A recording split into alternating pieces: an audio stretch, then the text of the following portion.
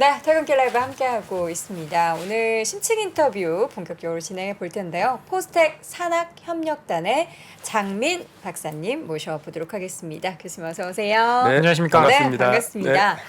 아, 어려운 이야기. 아이고, 저는 이거 사실 이거 돈 주고 배우려고 했었어요. 뭐를요? AI한테 질문하는 법. AI한테 질문하는 법에 대한 강의를 그게 더 들으시려고 중요해요. 했다고요? AI 뭐 이제 코딩 공부하고 그런 시대는 지났습니다. AI한테 어떤 질문을 해야 우리가 원하는 답을 끌어낼 수 있는지 내가 어떻게 얘를 이렇게 잘 활용을 하느냐. 오. 코딩 이렇게 짜줘라. 그냥 야 주식 코딩 좀 짜줘. 이렇게 얘기하면 안 되는 거예요. 뭐라고 얘기해야 되는지 구체적 그런 걸 지금 오늘 알려주신다는 거 아닙니까? 교수님이 AI 연구 굉장히 오래 하셨다고 들었는데 네. 얼마나 하신 거예요? 저는 포항공대 1989년에 네. 컴퓨터공학과를 입학했고 1993년부터 저희 연구실이 뉴럴 네트워크 연구실이었습니다. 뉴럴? 네. 생소하죠. 네, 뉴런이에요. 뉴럴? 뉴럴 네트워크. 뉴런. 네, 뉴런의 형용사죠. 뉴럴. 아. 네, 그 연구실부터 시작해서 딱 30년 됐네요. 1993년에 입학했으니까 석사를. 93년에. 네. 우리 93년에 여돈 앵커는 안 태어났었죠? 3학년. 초등학교 3학년. 제가 아이고, 94년생인 줄 알았죠. 그렇게 보이는데 84년생. 예, 태어났습니다. 자, 그럼 30년 동안에 교수님이 바라본 그 AI 관련한 쭉 시장이 뭐 언제부터 개화됐는지 모르겠지만 정말 많은 변화들이 거쳐졌는데 최근 이렇게 변화에 있어서의 AI 어느 정도까지 올라왔다고 보시는 거예요? 네. 그러니까 특히 이제 몇 번의 굴곡이 있었습니다. 그 중에서 이제 좀 변화라고 하면 2008년에 네. 딥러닝이라는 알고리즘이 이제 나오기 시작하면서 AI의 혁신이 좀 시작됐고요. 또 다른 혁신은 작년 11월 30일이죠. 오픈 AI사가 내놓은 챗 GPT가 이제 나오면서 이제 일반인들도 AI가 이제 우리 곁에 가까이 왔구나를 느낄 수 있는 시대가 왔습니다. 제가 기억하기로는 2015년도인가요? 이세돌. 알파고. 네. 저는 그게 거의 처음 우리나라에서는 가장 큰. 질 거라고 상상도 안 했는데. 어. 체스는 그런데 바둑은 질 거라고 상상을 안 했는데 이게 네. 져버렸네. 네, 맞습니다. 네. 그때 약간의 충격이 있었죠. 엄청 그리고 충격이었어요. 이제 바둑을 좋아하시는 분은 그게 상당한 충격이었고요. 보통 일반인들은 그때 잠깐 이제 큰 충격으로 다가왔다가 점점점 잊혀졌었죠. 그냥 저는 그래서 AI가 똑똑하구나. 아이고. 인공지능이 똑똑하구나. 그냥 네. 그렇게만 생각했죠. 네, 맞습니다. 저는 뭐 93년부터 포스텍에서 그 연구를 계속하면서 특히 이제 포스코라는 기업에 그 AI 적용을 많이 했습니다. 그때 이제 했던 그 모습이 네. 요겁니다.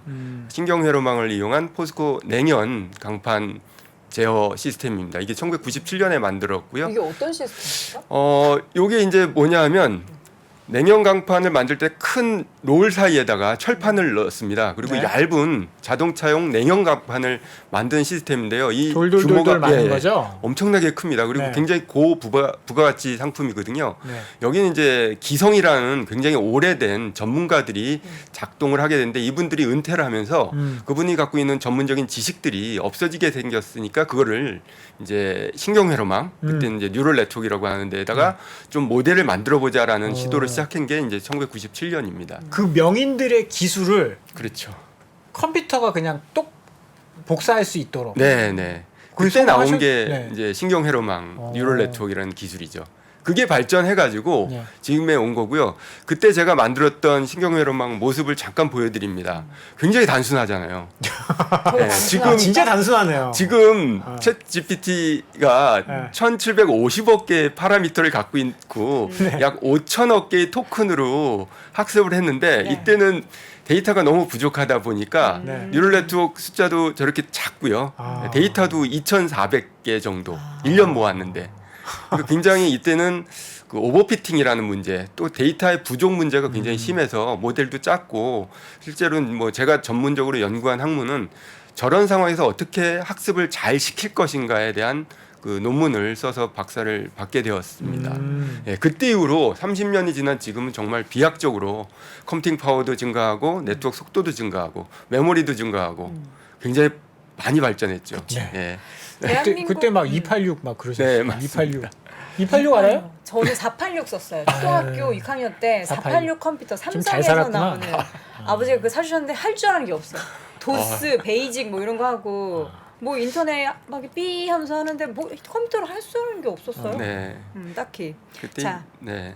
그렇다면 제일 궁금한 게 이제 뭐 전 세계적으로 AI 광풍이 불고 있는 가운데 네. 과연 대한민국 우리 교수님께서 연구하고 계시는 대한민국의 인공지능의 수준은 어느 정도라고 네. 보십니까? 최근 상당히 올라갔습니다. 제가 하나 장표를 보여드리면서 말씀드리겠습니다.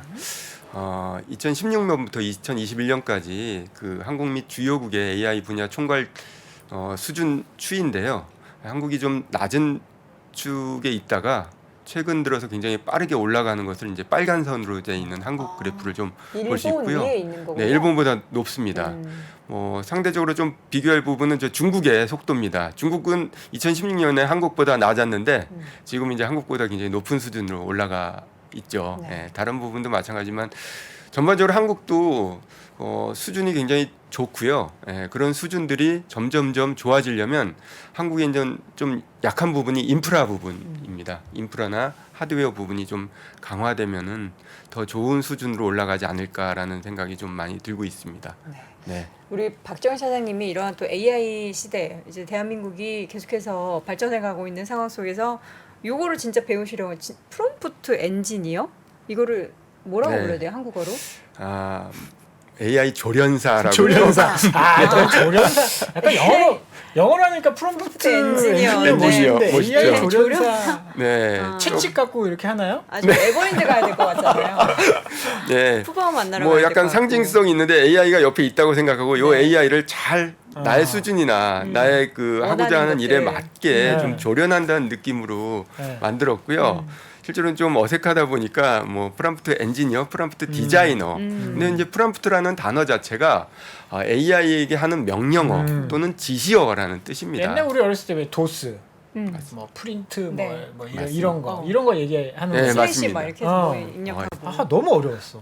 잘 외우는 아시네. 것도 힘들었어요. 말도 안 통하고. 네. 근데 그거를 잘 통할 수 있게 하는 네. 엔지니어. 그래서 네. 네, 프론트 엔지니어는 말씀드린 대로 뭐 AI로부터 정확하고 유용한 답변을 생성하기 위한 최적의 질문 생성 방법, 기법 또는 그런 사람 뭐 이런 뜻으로 말씀드릴 수 있고요. 네.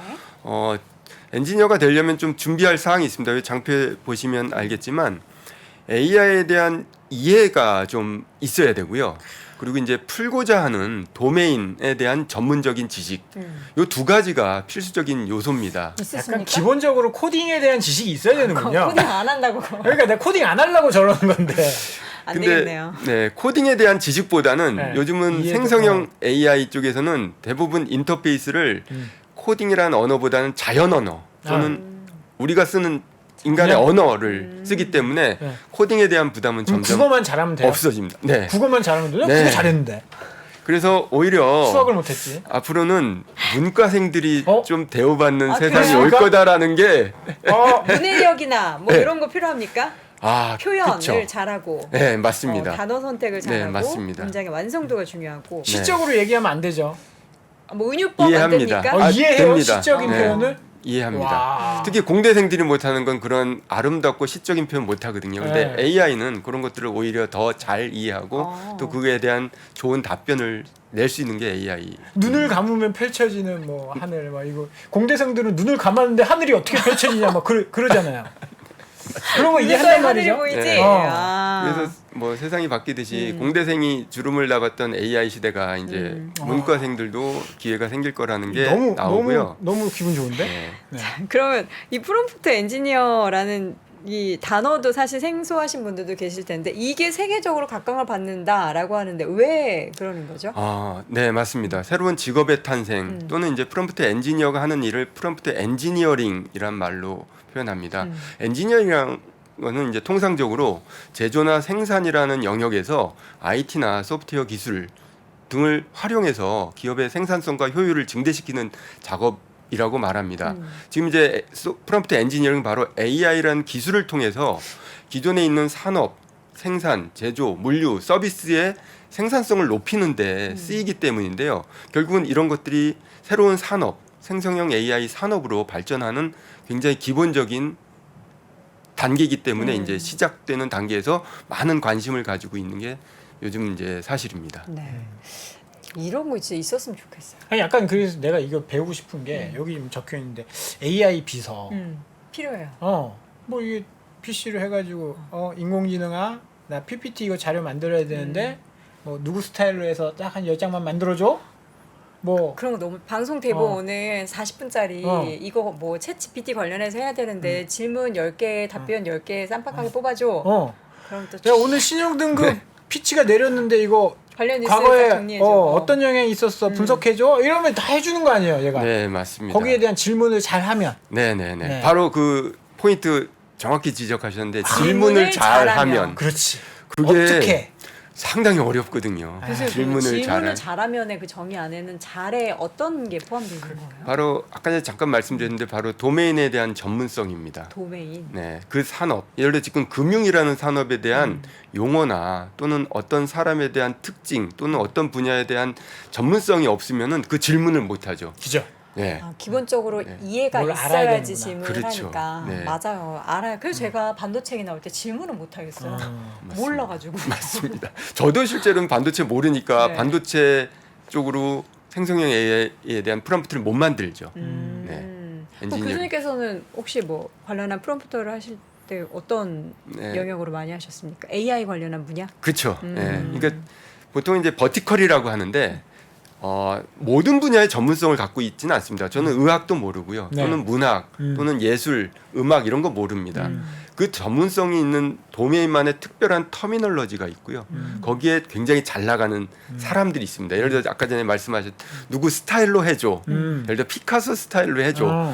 근데 실제로는 우리는 피카소는 다 알지만 예를 들어 사진 작가 또는 뭐 소설가 또는 역사학자 굉장히 많은 분야의 특별한 전문가들인데 그 전문가들을 이미 학습한 생성형 AI에 질문하려면 그 사람을 잘 이해하고 있어야 되거든요. 그 스타일을 알아야 되거든요. 네. 그렇게 하기 위해선 그 분야에 지식을 경험을 많이 쌓지 않고서는 프롬프트 엔지니어를 할 수가 없죠. 그럼 이런 거 그러니까 할 수 뭐 있겠어요. 코딩 공부 이런 게 아니라 네. 뭐 한 분야에 대해서 전문가가 되어야 이 프롬프트 엔지니어 좀 좋은 프롬프트 엔지니어가 될 수 있다. 그럼요. 그 예, 뜻인 거죠. 맞습니다. 그런 거죠. 저희가 만약 방송 준비를 해요. 박정 차장 스타일로 위트가 넘치는 말을 섞어서 관련 뭐 AI 이슈에 대해서 정리를 좀 해줘. 이건 따라올 이러면은 수가 없어. AI가 따라올 수 있는 영역은 아니에요. 범접할 수가 없어요. 범접할 수 없지. 알겠습니다. 생성형 AI 아까 잠깐 언급해 주셨는데 네. 지금 생성형 AI 산업에 뭔가 트렌드라는 게 좀 있을까요?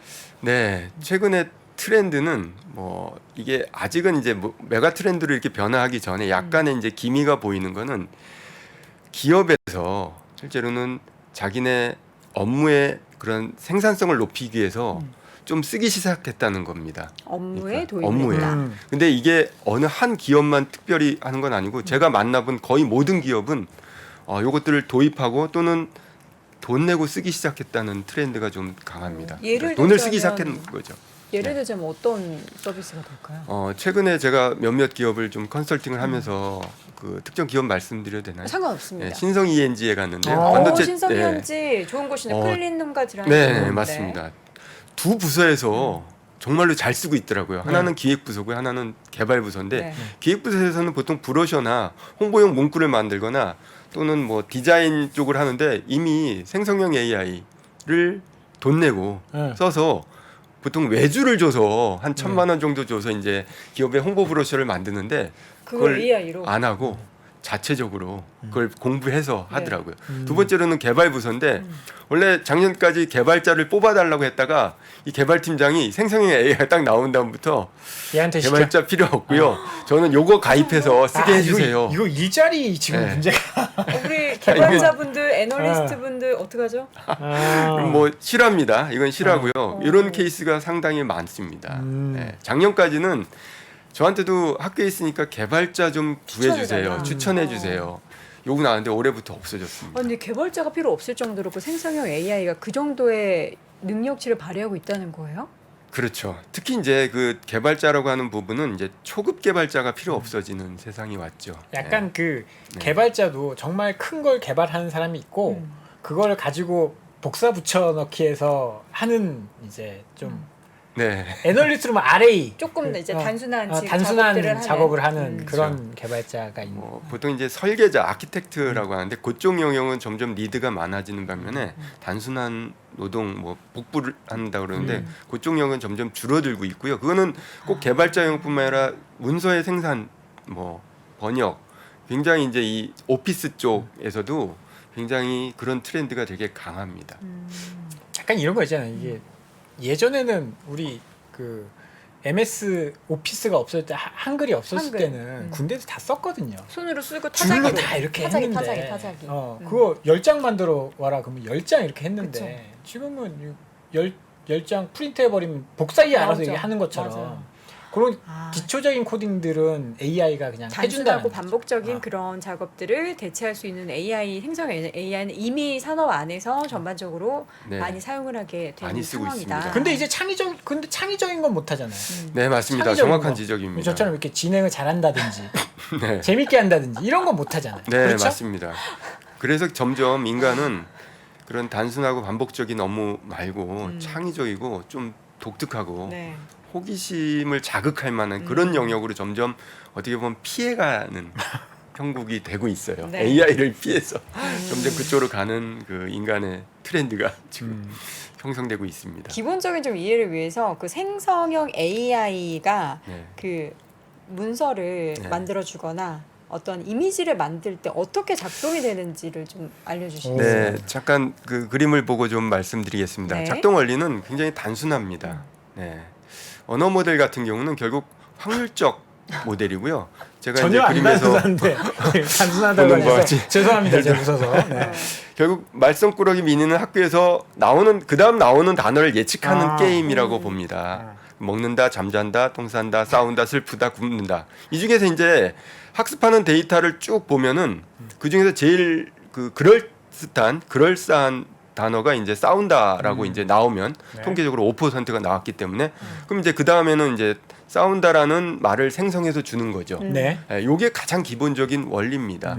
결국은 요 말을 보면 어떤 나라에 가면 말썽꾸러기 미는 학교에서 뭐 슬프다라는 말을 많이 쓰는 나라라면 거기 그 나라의 생성형 AI는 슬프다가 나오는 거고요. 우리나라에서는 뭐 싸운다가 많이 나오고 네. 결국은 입력하는 데이터, 학습한 데이터가 뭐냐에 따라서 생성형 AI의 그 출력이 결정되는 게 이제 확률적으로 결정되는 게 가장 기본적인 그 원리입니다. 네. 네. 여기 지금 보면 똥 싼다가 1%가 왜?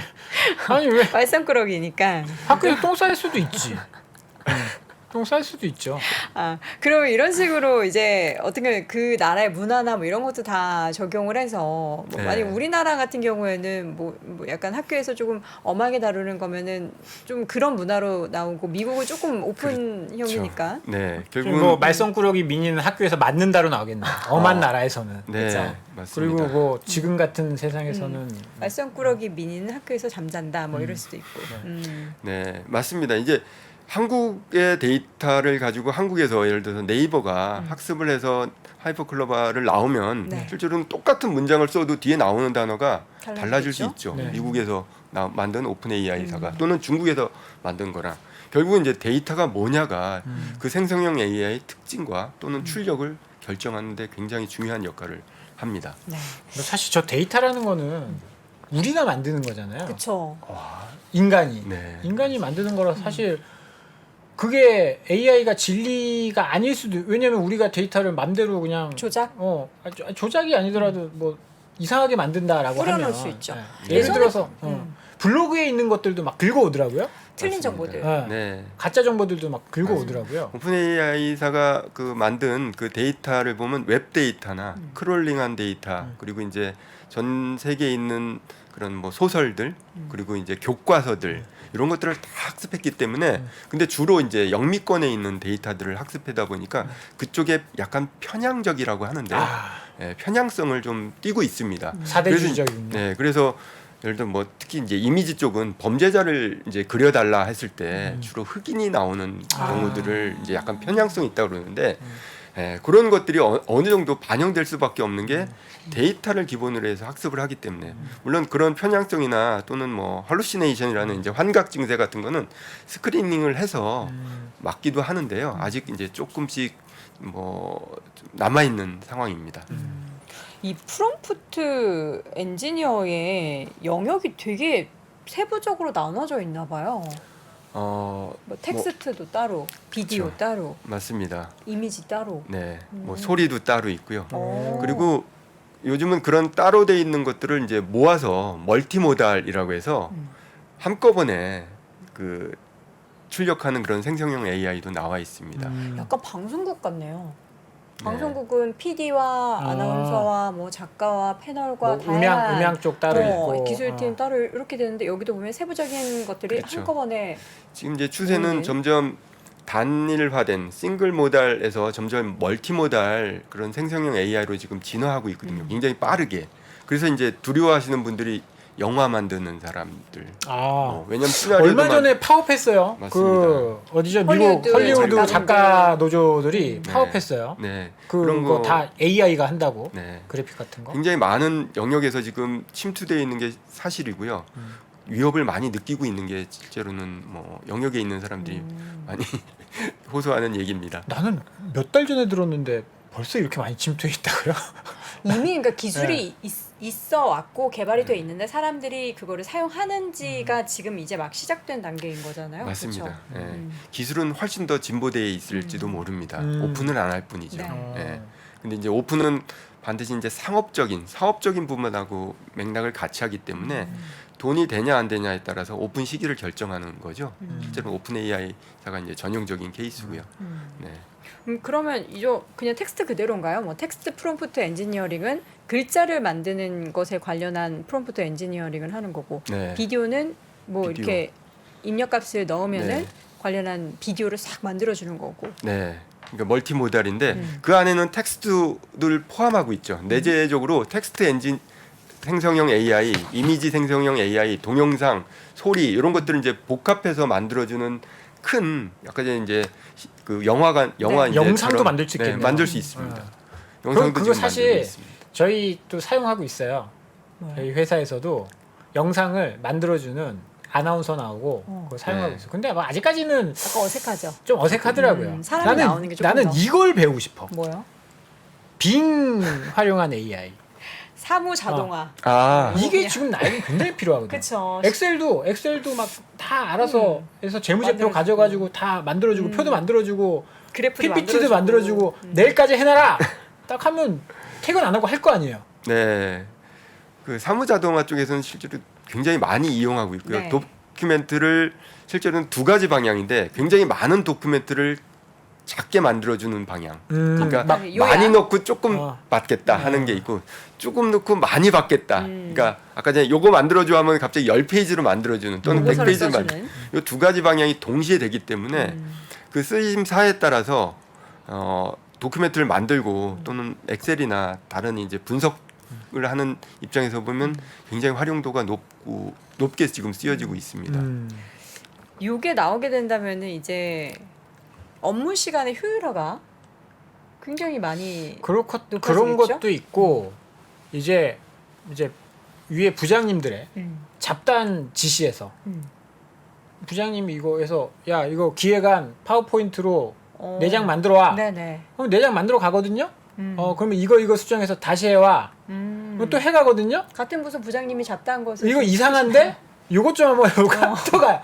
이게 한 번만 시키면 일이 굉장히 나이스하고 좋은데 계속 시킨단 말이야. 그럼 우리는 그것도 뭐 이거 하고 근데 이거를 여기서는 그냥 이렇게 뭐 지시만 하면 네, 해준다라는 거잖아요. 그렇죠. 근데 이거에 대해서는 최종적으로 이게 맞는 데이터로 만들었는지는 사람이 또 다시 확인을 해야 되는 거잖아요. 맞습니다. 네.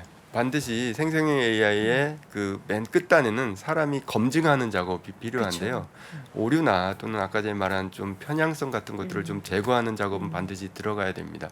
생성형 AI가 아직도 이제 완벽하지 않은 부분인데 너무 의존하다 보면 이상한 아웃풋으로 좀 곤란에 처하는 어. 경우들이 좀 많이 생깁니다. 그럼 좀 이 프롬프트 엔지니어링을 할 때는 뭐를 주의해야 되냐를 생각해봅니다. 일단 검증을 무조건 해야 된다. 그렇죠. 이제 첫 번째로는 어떤 생성형 AI를 쓸 것인가를 정해야 됩니다. 지금 뭐 그러니까 많이 나와 있나요? 네. 그뭐 챗GPT, 바드 그렇죠. 네. 뭐 두 개뿐이 모르겠어요. 빙. 빙은 지금, 챗GPT의 네. 그 거기에 뭐, MS에 탑재한 종류가 또 뭐 더 있나요? 뭐 한국에서 만든 이제 하이퍼글로벌 X도 있고요. 아. 리튼 같은 이제 업체도 다양하게 있긴 있고요. 하네요. 그러니까 작게 만드는 업체도 있고 큰 그런 이제 생성형 AI의 API를 써서 이제 서비스하는 데들도 있습니다.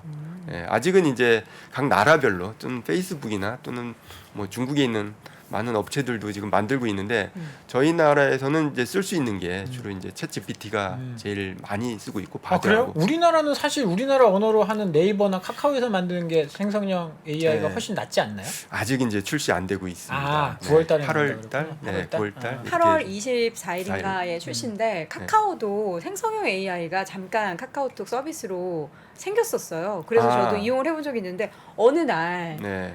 답변을 하지 않더라고요.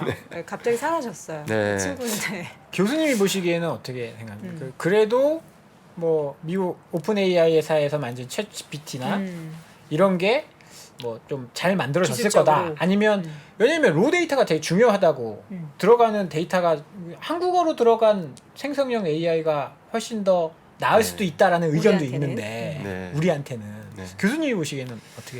네, 생각하십니까? 아직 그 한국형 AI 또는 생성형 AI가 나오지 않아서 지금 다들 기다리고 있는데 특히 네. 이제 공공 쪽에서 많이 기다리고 있습니다. 이제 생성형 AI를 쓸 때 기업이나 공공 쪽에서 이제 데이터 보안이나 또는 정보 보호라는 측면이 굉장히 강조되는데요. 아직까지 이제 오픈 AI사의 그런 서버나 데이터의 저장 또는 이제 질문자의 그 질문 리스트가 지금 한국에 저장되지 않기 때문에 그런 것들이 좀 주의해야 되는 부분이 있다 보니까 아직도 이제 많은 사람들이 한국에서 나올 생성형 AI를 좀 기대하고 있고요. 카카오 같은 경우는 아까 전에 말씀해 주셨는데 아수겁이라고 출시된 거는 실제로는 엔진은 오픈 AI사를 쓴 겁니다. API를 써서 한 사례이고요. 그렇게 지금은 이제 서비스하는 데들이 이제 꽤 있습니다. 실제로 앞으로 AI의 세계는 어떻게 좀 예측을 하세요? 30년 동안 연구를 네. 하셨고 이제 뭔가 막 상용화에 첫 네. 걸음을 막 디디고 있는데 앞으로 학계에서 보는 보통 한 10년을 내다보시잖아요. 네. 향후 10년 어떻게 좀 전망을 하십니까?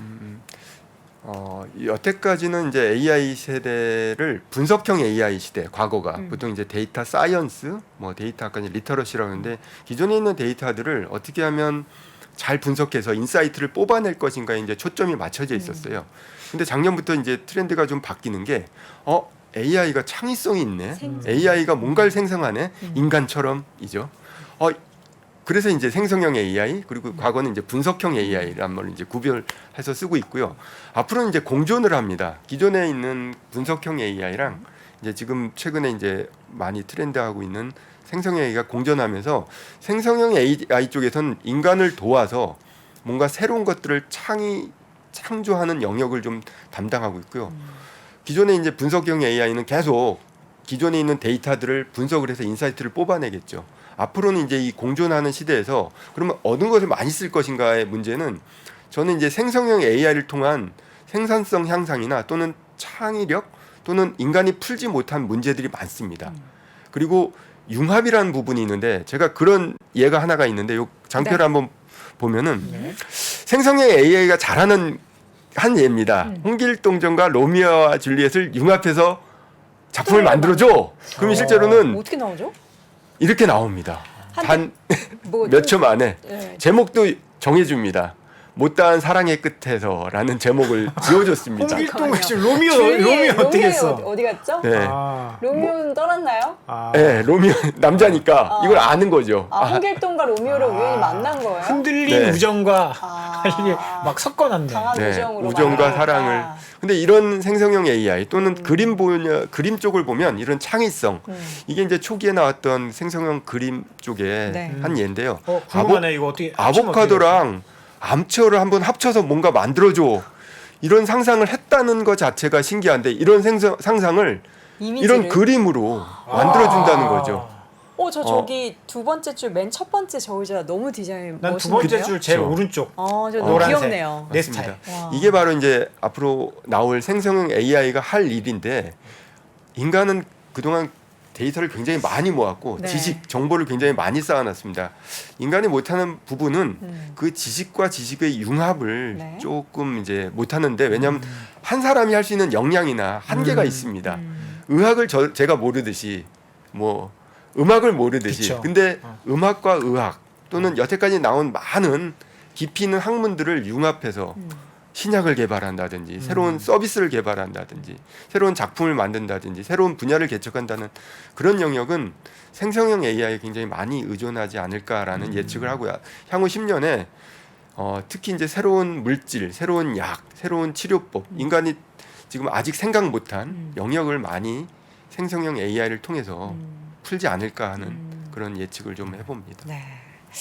미래가 굉장히 또 다양하게 재밌어질 것 같긴 한데 결국에는 이제 인간이 검증을 하게 되고 인간이 전문성을 더 키워야 하고 결국엔 인간이 경험을 더 많이 쌓고 우리는 창의력을 더욱더 개발해야 된다라는 생각이 들어서 이제 창의력 하니까 어렸을 때 그 싱크비겠다고 생각나네요. 구몬수학. 엄마가 그렇게 넌 아. 창의성을 길러야 된다면서 시켰는데 교육의 뭔가 이 패러다임도 조금 달라질 것 같다라는 그런 생각이 듭니다. 네. 자, 오늘 AI 관련해서 그 미래를 확인을 해봤고요. 과연 우리가 더 편해질 수 있을지 아니면 더 일이 많아지게 될지는 가봐야 알 수 있을 것 같습니다. 자, 오늘의 시간 포스텍 산학협력단의 장민 박사님 함께했습니다. 고맙습니다. 네, 감사합니다. 고맙습니다. 아시아 외환위기 이후에 글로벌 경기가 안 좋아질 것 같으니까 미국이 금리 인상을 천천히 하게 되거든요. 근데 이때 IT 관련 산업이 굉장히 빠르게 성장을 하는데 금리 인상이 생각보다 늦다 보니까 이게 무엇을 만들게 되냐면 닷컴 버블을 만들게 됩니다. 외환위기부터 닷컴 버블, 금융위기, 인플레이션의 부활까지 대한민국 최고의 거시경제 전문가 오건영의 경제 이야기를 서점에서 만나보십시오.